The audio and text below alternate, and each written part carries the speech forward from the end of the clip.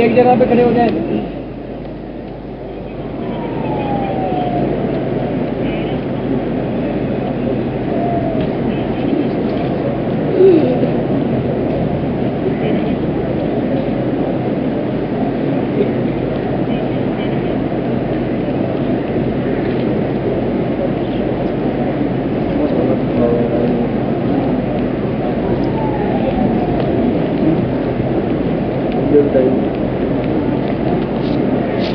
Gas के भी गुजर रहा है पीछे को गुजर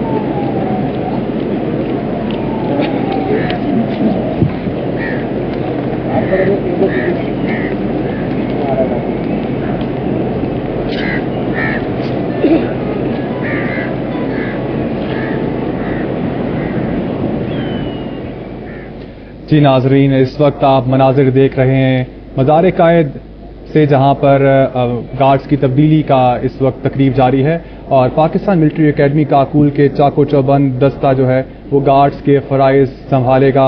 आपको बताते चलें कि तकरीब के मेहमान खुसूसी commandant Pakistan military academy major general Nadeem Raza हैं और वो इस तकरीब के बाद मज़ार कायद पर फूल चढ़ाएंगे और फातिहा ख़ानी भी करेंगे।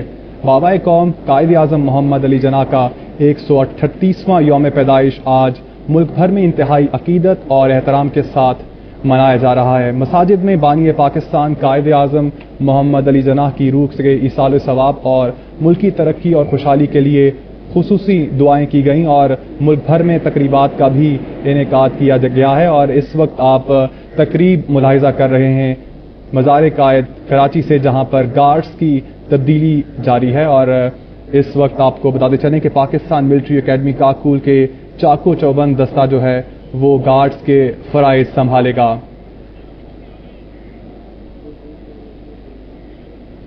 इस तकरीब के मेहमान खुसूसी commandant Pakistan military academy major general Nadeem Raza हैं और इस वक्त वो मज़ार कायद पर हाजिरी के लिए पहुंच चुके हैं।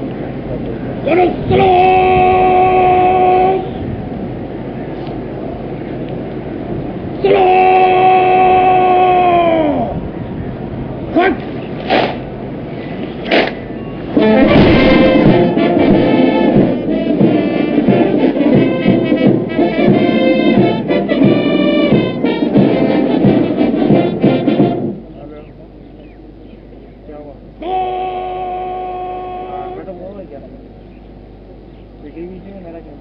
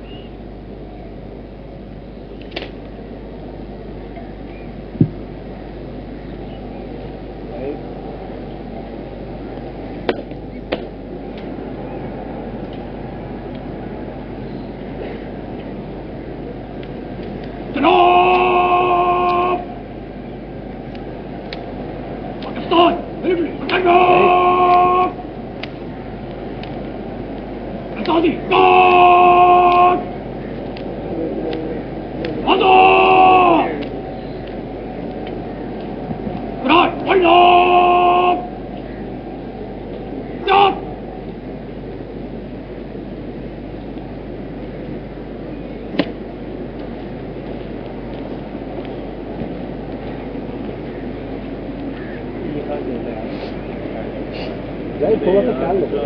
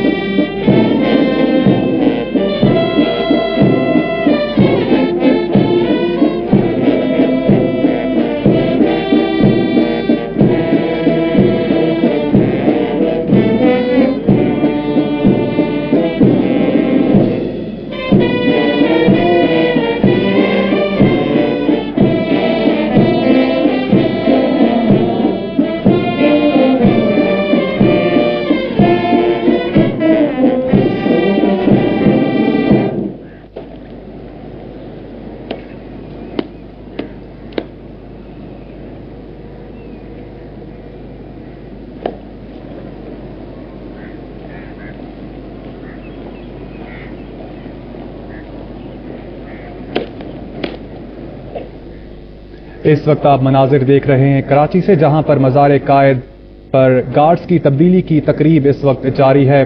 बानी पाकिस्तान कायद आज़म मोहम्मद अली जना का 138वां यौम पैदाइश आज मुल्क भर में इंतहाई अकीदत और एहतराम के साथ मनाया जा रहा है और इस वक्त एक पुरवकार तकरीब मज़ार कायद पर हो रही है, जिसके मेहमान खुसूसी commandant Pakistan military academy major general Nadeem Raza हैं।